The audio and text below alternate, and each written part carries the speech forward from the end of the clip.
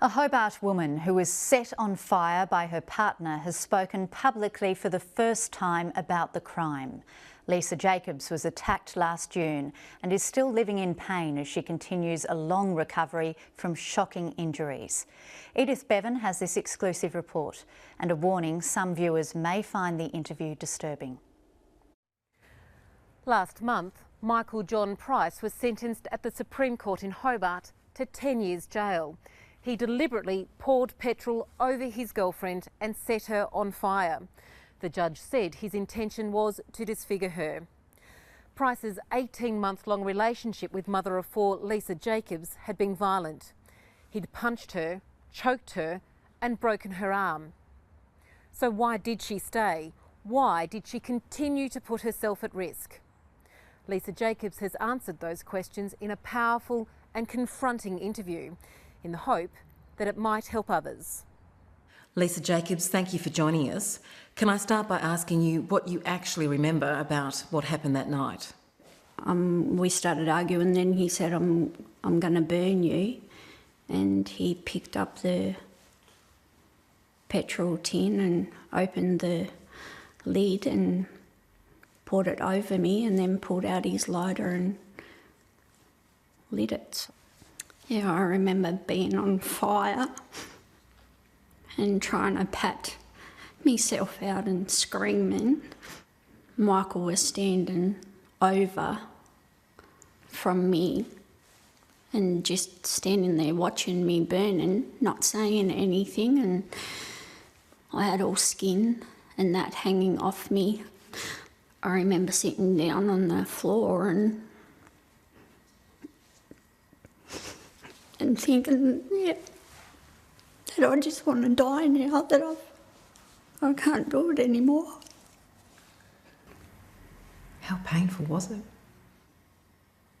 It's the worst pain that I've ever thought. It's painful when you get a little burn or something on your arm, when you burn it on a stove or something like that. But yeah, I had it all over me. What do you think he was trying to do that night?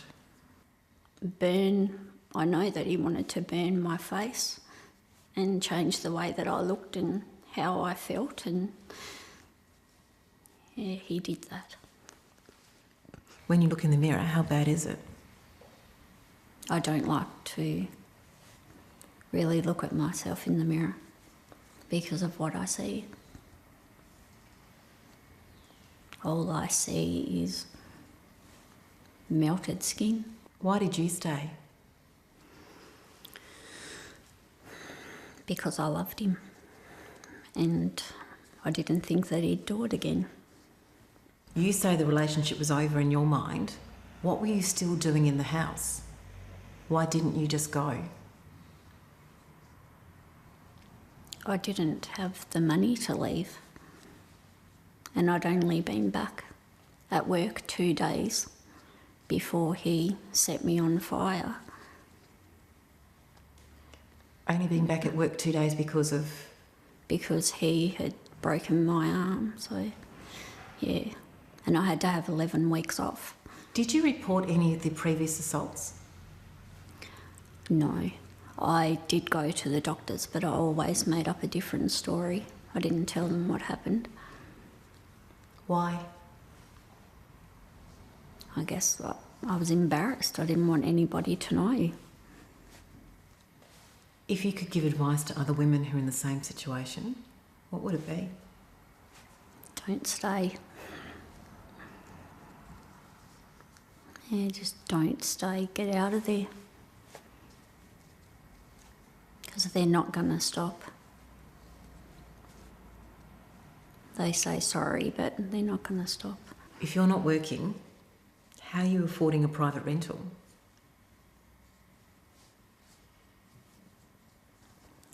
How big a struggle is that? It's a big struggle.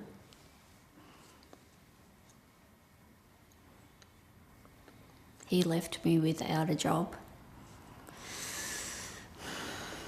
without being able to afford everyday things. Is 10 years enough? Not really, no. I've got to live with this and my kids have to live with this for the rest of our life.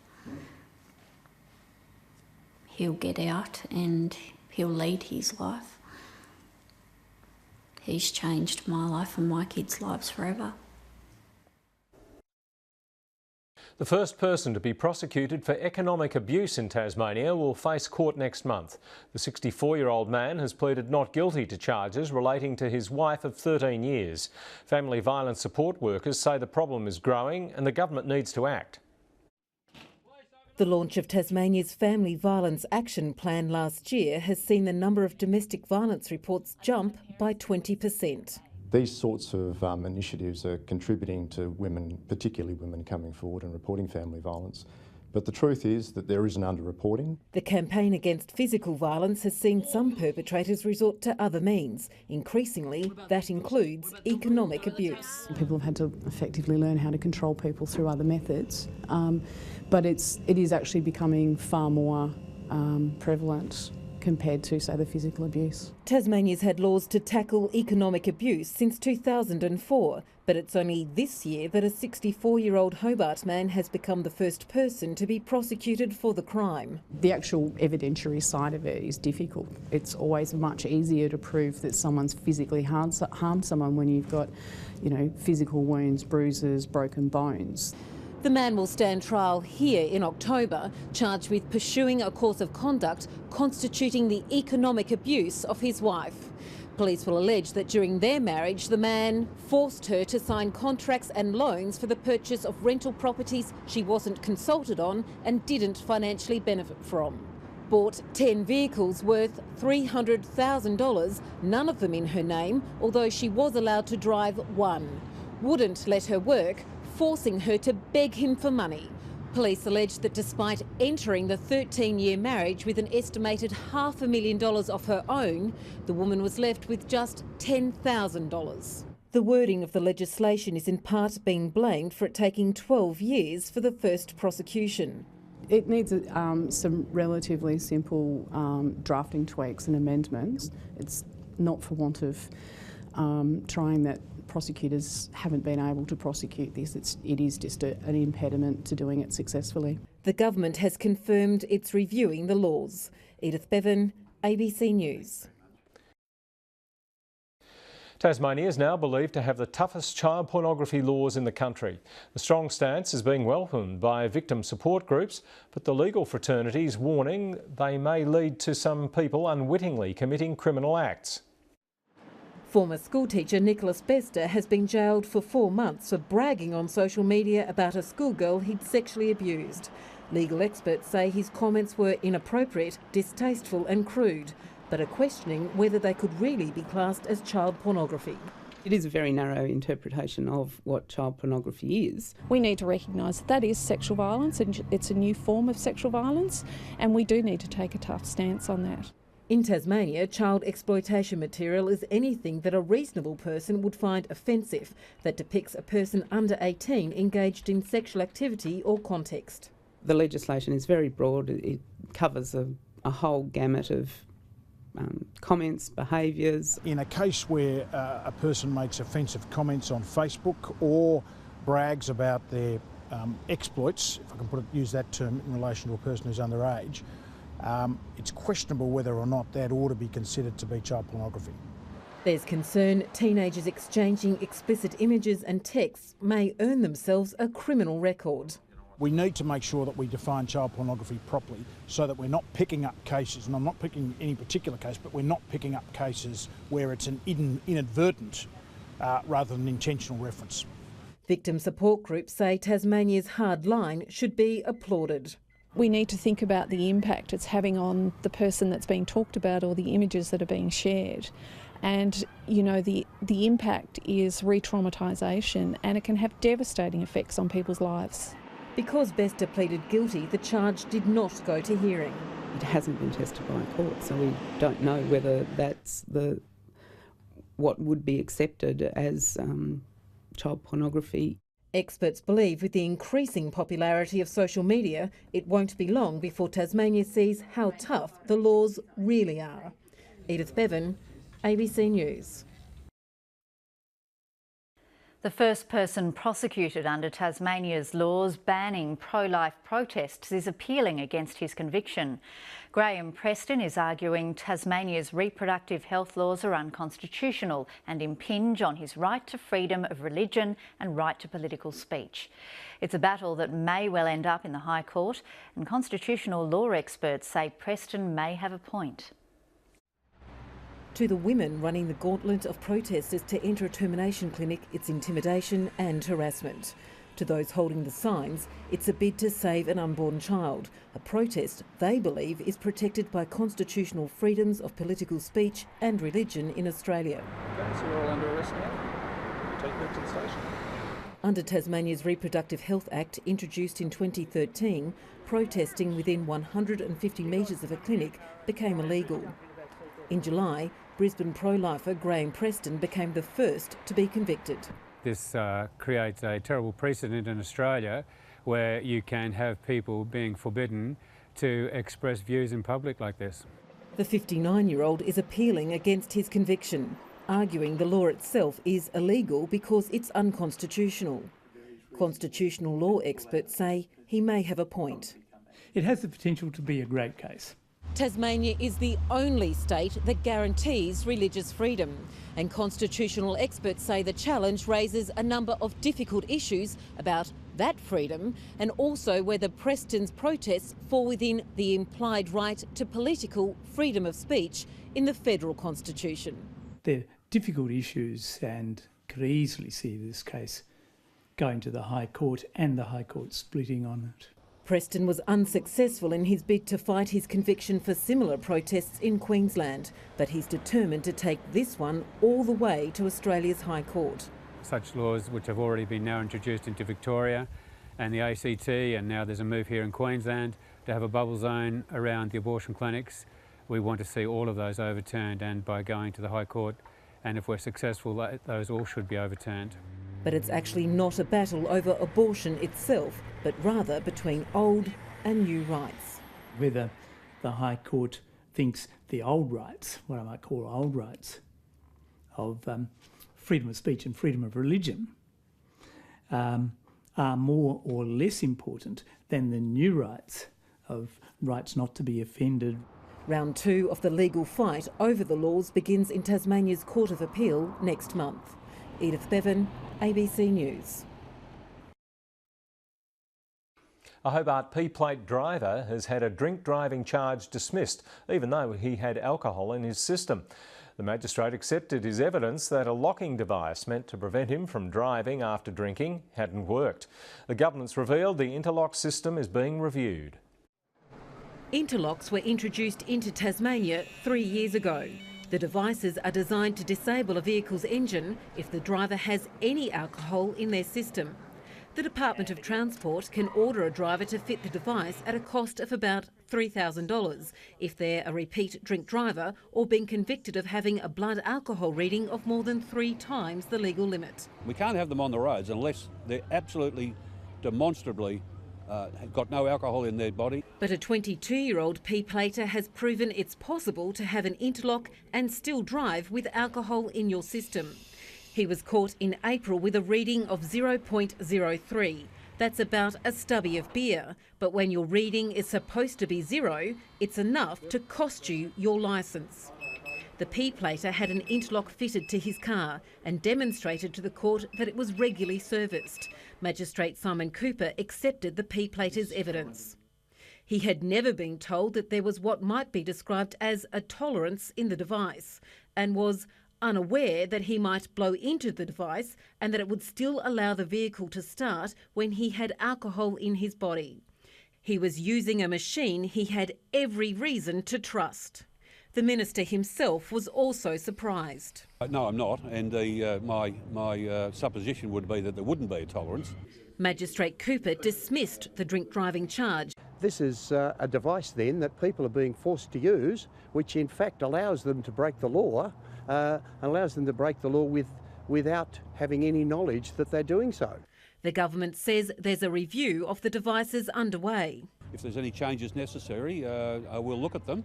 But alcohol counsellors say the interlocks are an expensive band-aid. We need to get behind that reason. Otherwise, they'll keep doing it. What's to stop them jumping in their friend's car? The review findings are expected early in the new year. Edith Bevan, ABC News. A growing demand for the illegal drug ice in Tasmania has led to an alarming increase in the number of drug mules. Police say despite almost $1 million worth of the drug being seized in the past few weeks, it's not being manufactured locally. They say the mules are often making just a few $100s, but if caught, they face the prospect of years behind bars. It might not look like a lot, but this bag of ice is almost 300 street deals of the drug. It's part of a $1 million haul police have netted across Tasmania in the past 2 months. We're deliberately going after those people who choose to bring illicit drugs, particularly ice, into the state, and those people who distribute it around the state. It's feared Tasmania, like the rest of the country, is seeing an ice epidemic. But police say the drug's not being cooked up locally in clandestine laboratories. Our intelligence suggests that there is very little of it manufactured in Tasmania, and that is, it would be small quantities. So we believe that the majority of it is coming in from interstate, and in fact some through the mail from overseas. That's created an unusual job market. Couriers who'll risk jail time. People might be motivated to cover their own debts with their own drug use.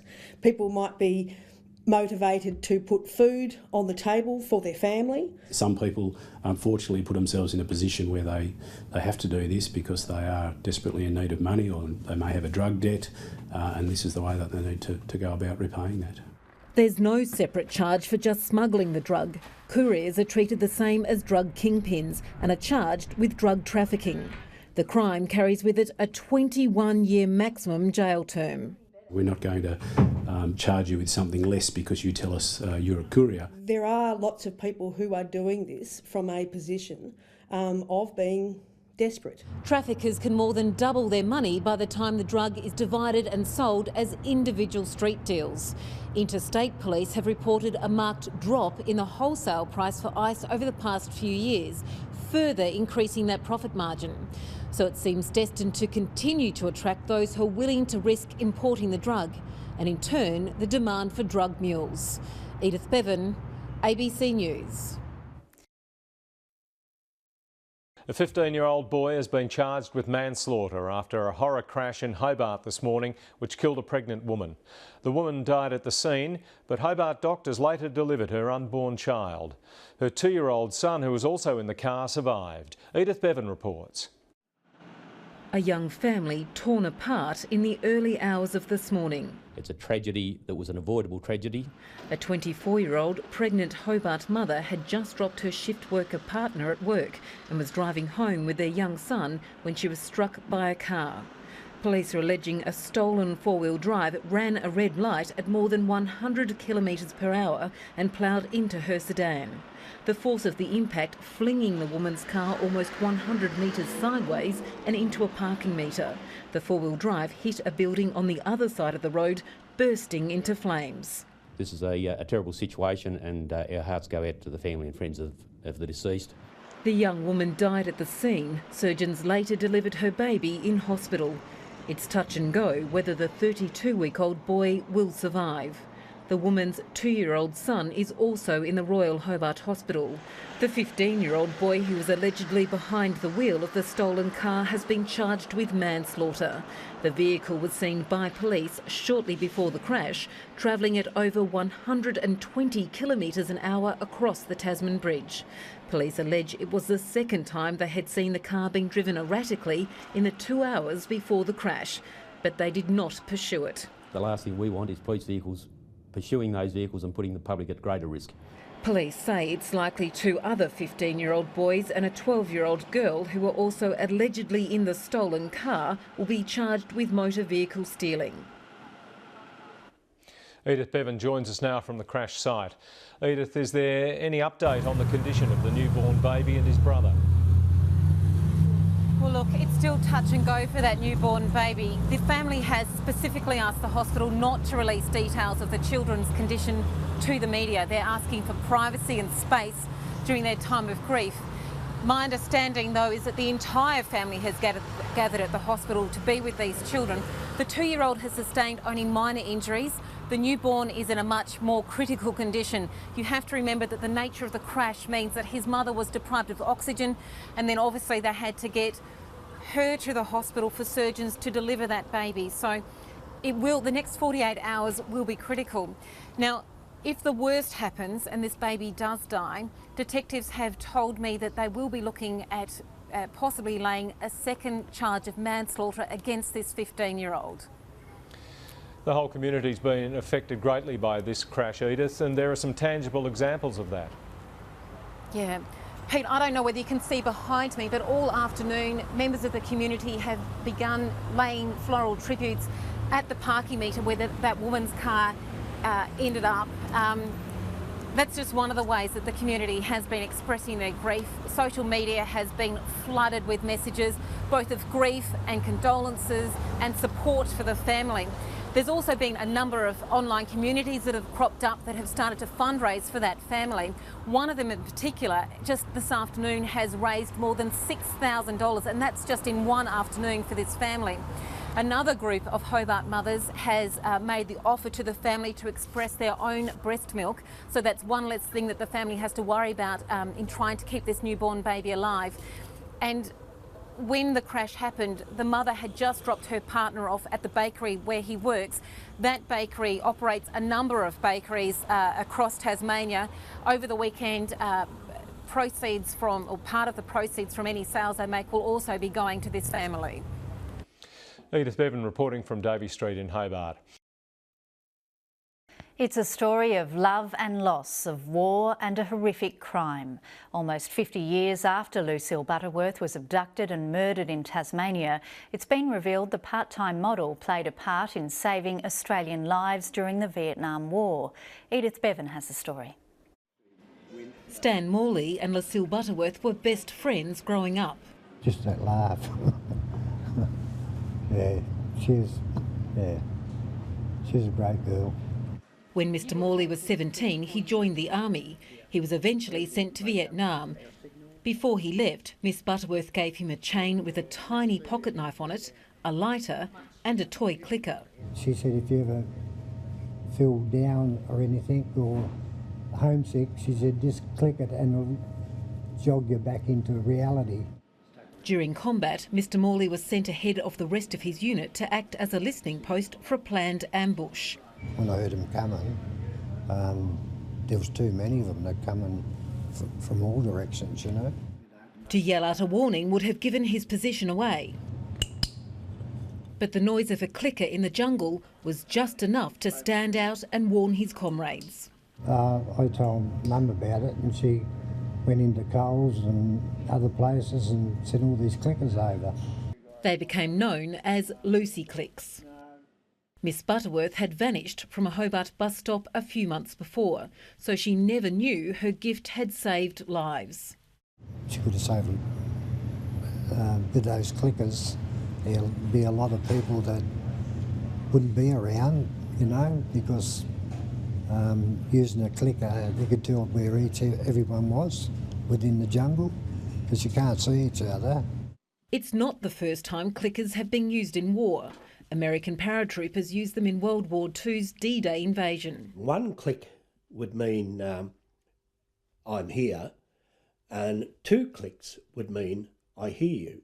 The use of clickers was made into a movie, The Longest Day, in 1962. It starred many Hollywood greats. 1 click must be answered by 2 clicks. Now hang on to this gimmick. It's as important as your weapon. It's possible that inspired Lucille Butterworth's gift. I think it's not only a wonderful aspect of the whole Vietnam story and Australia's participation, but it adds a touch, almost a very profound human touch, to the case of Lucille Butterworth. Mr Morley bought Lucille Butterworth gemstones that he hid in the lighter. He carried them all through the war and has waited almost 50 years for the opportunity to give them to her. Mr Morley has a terminal illness and has given the gifts and the gemstones to Miss Butterworth's brother. Edith Bevan, ABC News.